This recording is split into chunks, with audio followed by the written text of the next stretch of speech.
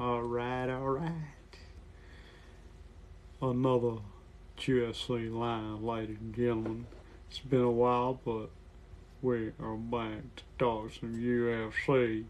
Just look at the ranking and stuff. This doesn't have to do much with, as y'all know, 286 London card. This is just all around.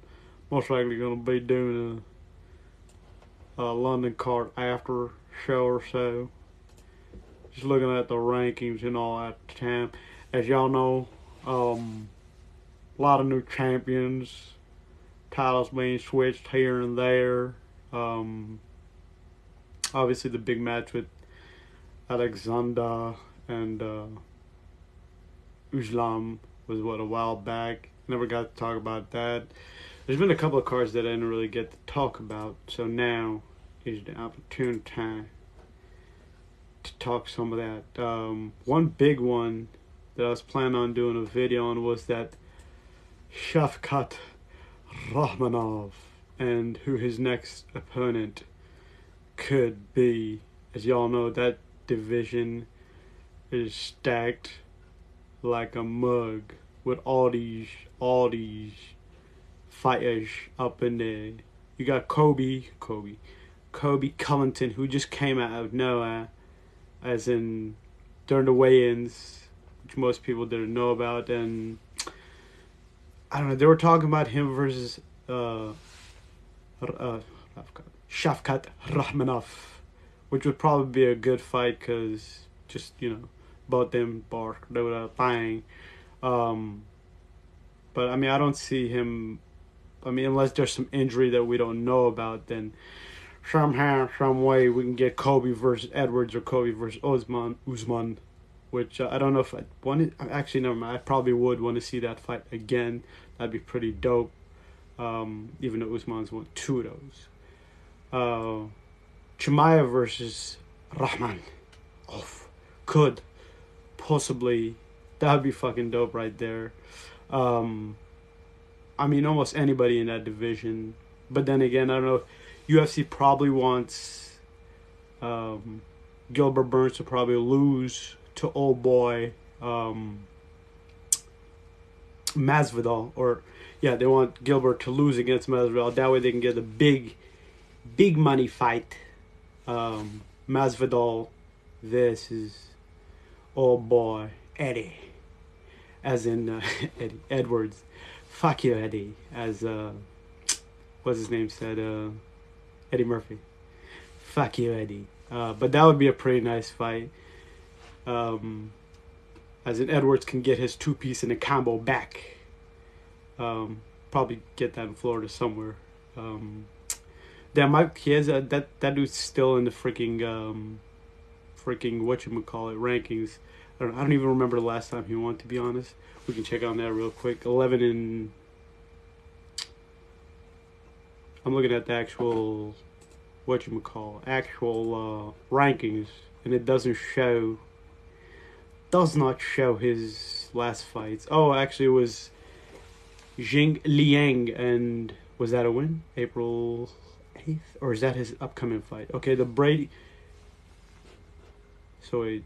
I mean, I'm confused on these. Did he lose? Okay, so he lost to Luque Vicente. Then he lost to Sean Brady. And he beat Neil Magny.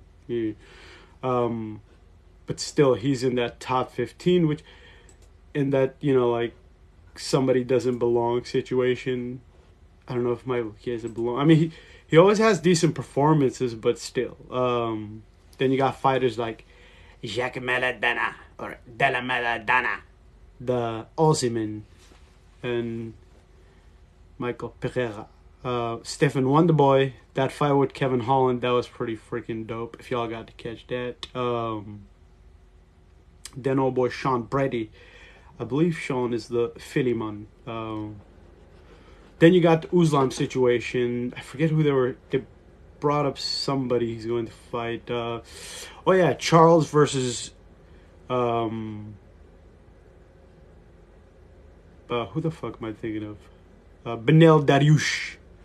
The winner of that is most likely going to get Islam Makhachev. To be honest, Benel probably should have gotten his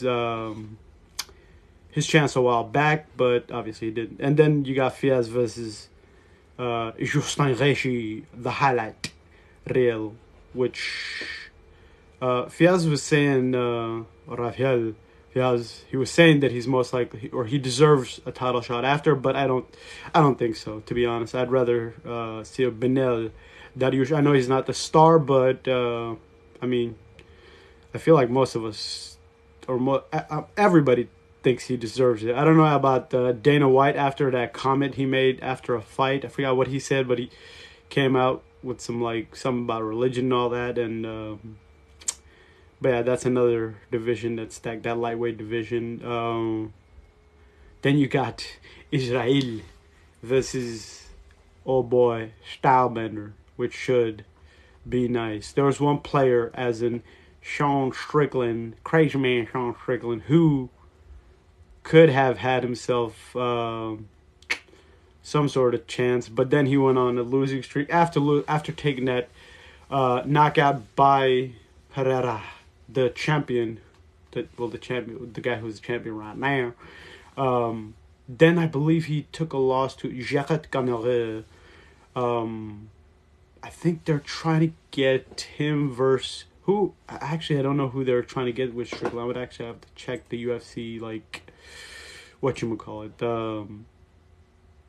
schedule. Let's look a little bit ahead. Alex Pereira, Adesanya, Gilbert Burns, Masvidal. That's UFC 287.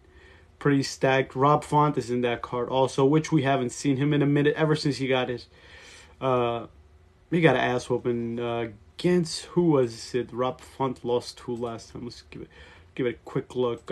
He was looking like he's gonna be a title. It was Vieira. Marlon Vieira. It was looking like he's probably going to get a shot with him going down, and we all know what happened there. He pretty much, everybody's talking about it. He has one of the best jabs in the UFC. That kind of went away, all that talk of Rob Font being one of the best boxers. Sometimes you take an L. I mean, maybe he revives a little bit against Yanez. I believe Yanez did win his last fight. I believe. I'm not 100% sure. It was against Tony Callan, TKO. Other fights. Rob Font. So yeah, we got Rob Font come back. Brian Barberena, Man's Kid Brawl. That should be a good fight against Gunnar. To be honest, I barely remember the last time old boy Gunnar had his last fight. And then you got Roman versus Marvin Vittori, the Italian. I always like Marvin's fights. They're always pretty decent. Mike's skills are here and there, but still. Holly Holmes has come back. It's been a hot minute since we've seen her. To be honest, I kind of forgot that she was actually fighting.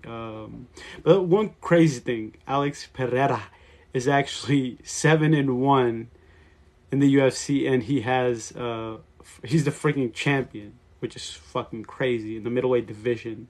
But we all know how that kind of happened. That was more of the beef with Israel Adesanya.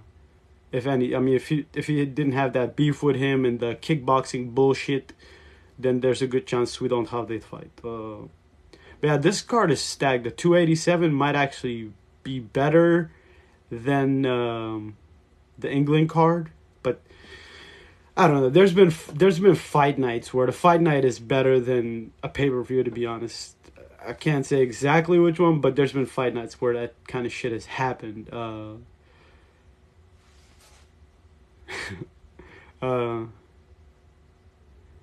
No, I'm not a grappler, mate.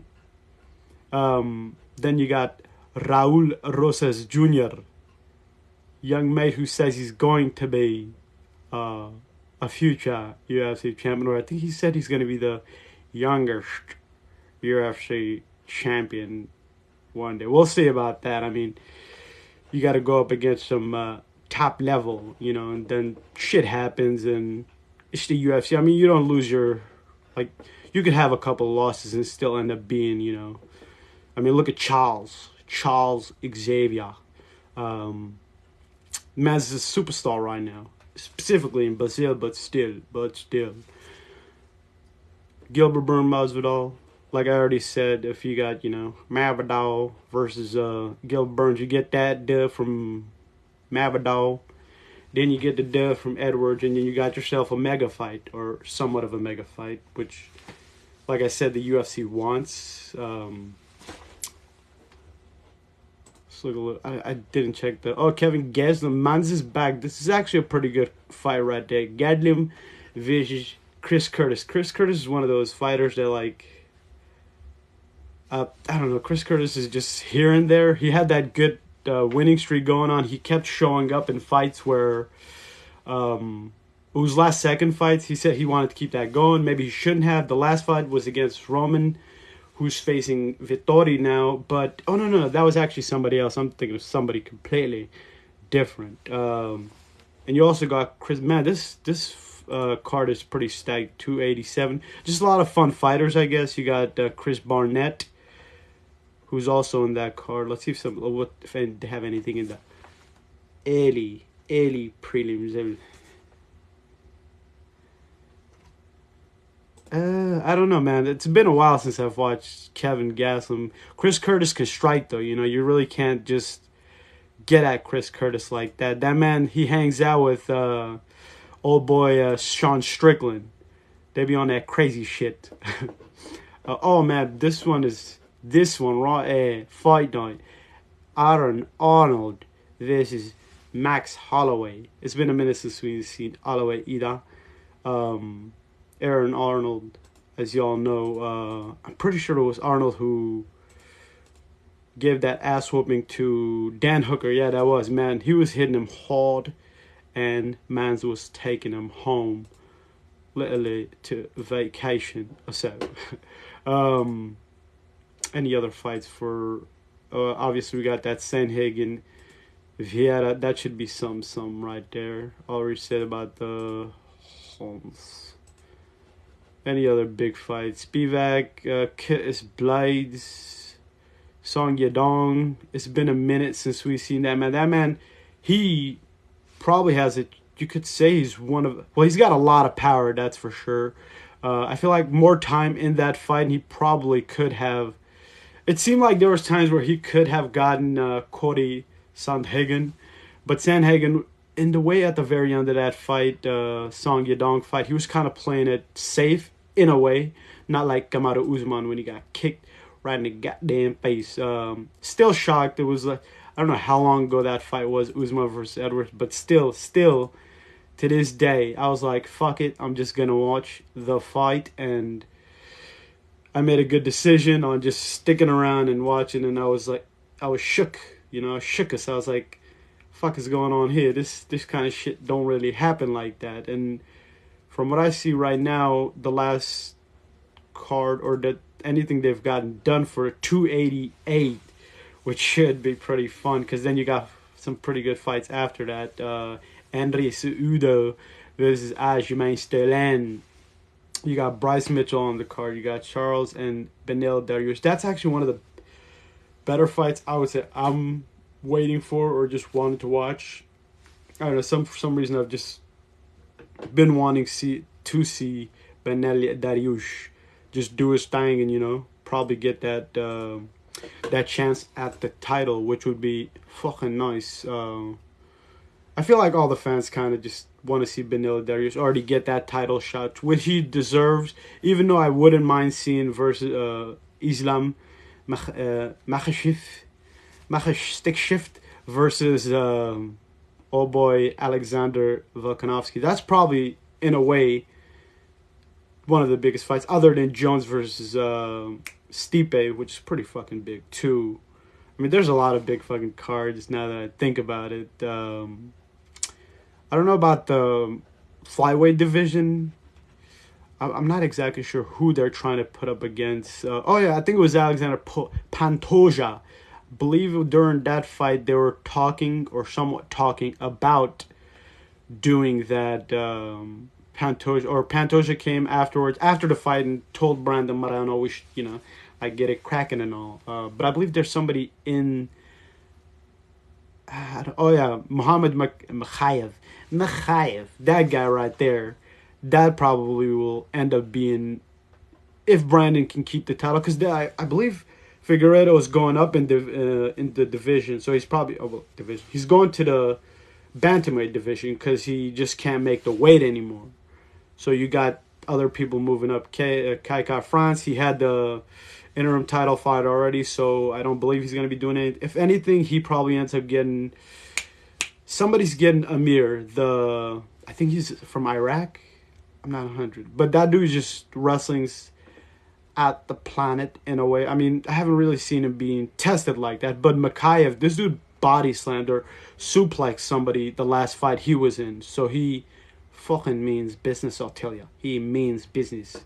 Then the bantamweight division, that division right there. Obviously, the champion is Aljo. And then you got Merab Dvalishvili. As y'all saw last week, that fucking shit was craziness. Peter Yan going for, I believe, his 4th loss in a row. That knee to the face of Aljo, just crazy how that shit just changed his whole life. Like, man's has just been different ever since. Ended up losing to Sean O'Malley. And did he lose? Who else did he? He lost to somebody else, didn't he? So he lost to Aljo.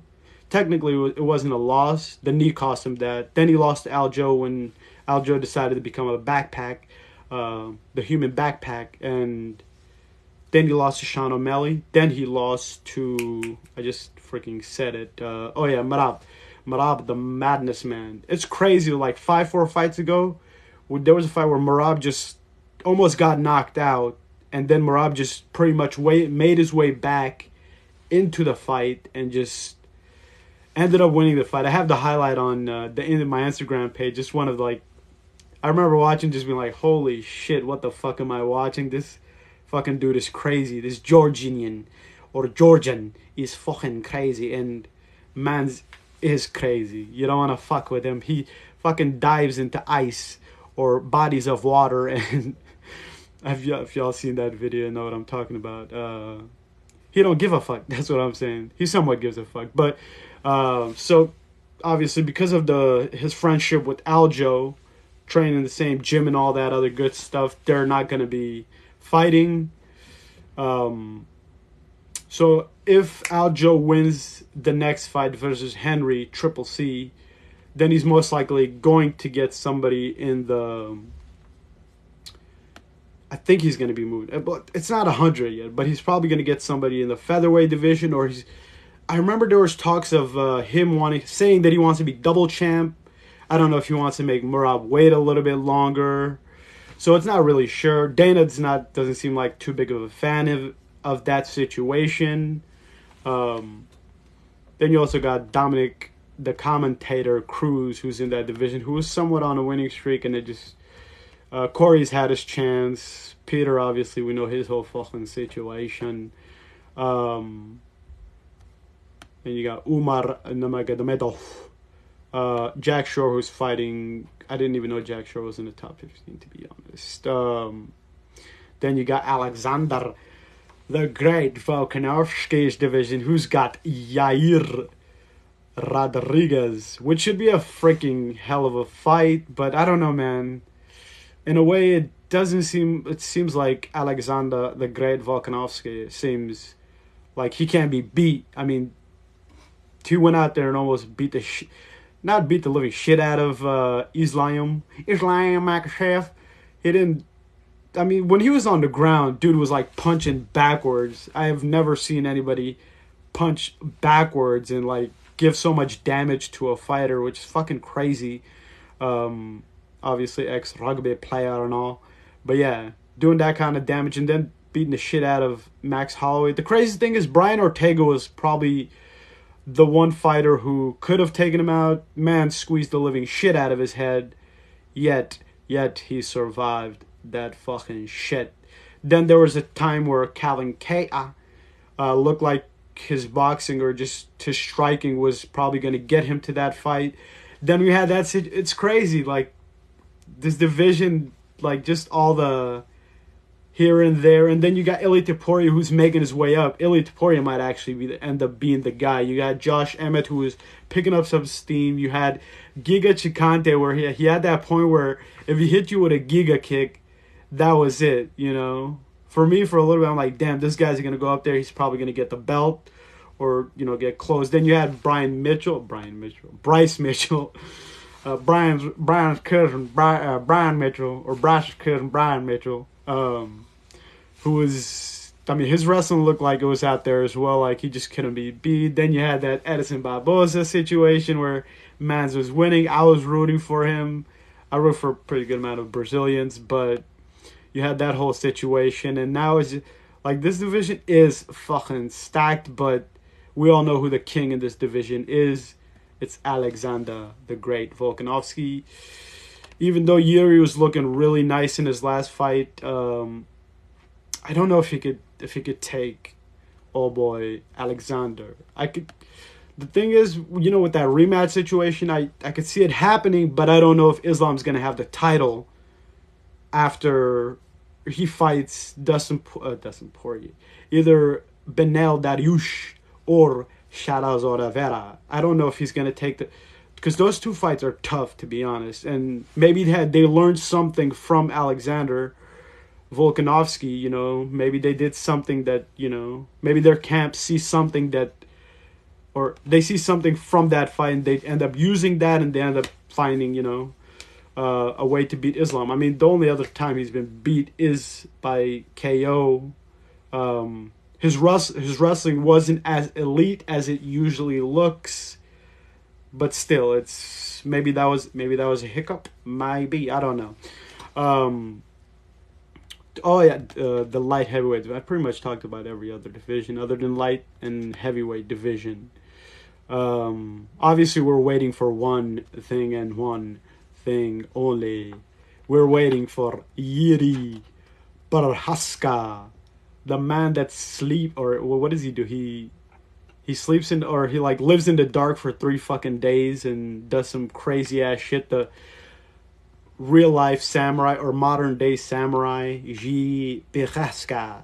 So we're kind of waiting for that. Then you had Magomed Ankalaev versus Jan Blachowicz, which that didn't really go too well. It went so bad the same fucking night they decided to make a title fight with Jamal Sweet Dream Hill versus, who the fuck did he beat, man? I'm 100% lost on who he beat. It was, man, how the hell am I forgetting who the hell he beat?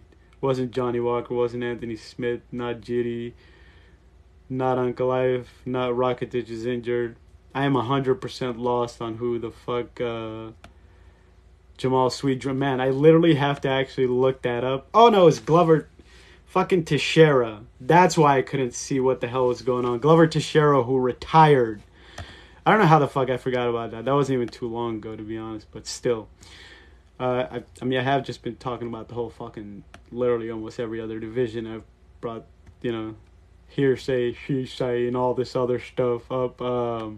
Paul Craig was supposed to be... Oh, Johnny Walker. Man, Johnny Walker has been on some type of role. The man that was supposed to come and slay Johnny Bones Jones, now heavyweight champion of the world. I'll tell you. In a way, if you look at it, the light heavyweight division might actually be the weakest division. In a way, a weakest. I mean, Jiri is a fucking beast. Jamal Hill, I've been big on, and I think he's a beast too. Jan obviously beat Israel Adesanya after he was coming up in weight and all that stuff, but a lot of that was just control and everything. If it was a strike game, I believe Israel Adesanya would 100% have beaten Jan Blachowicz that one night. Then you got Anthony Smith, and you had Nika Krylov. I'm pronouncing his fucking last name wrong, but whatever.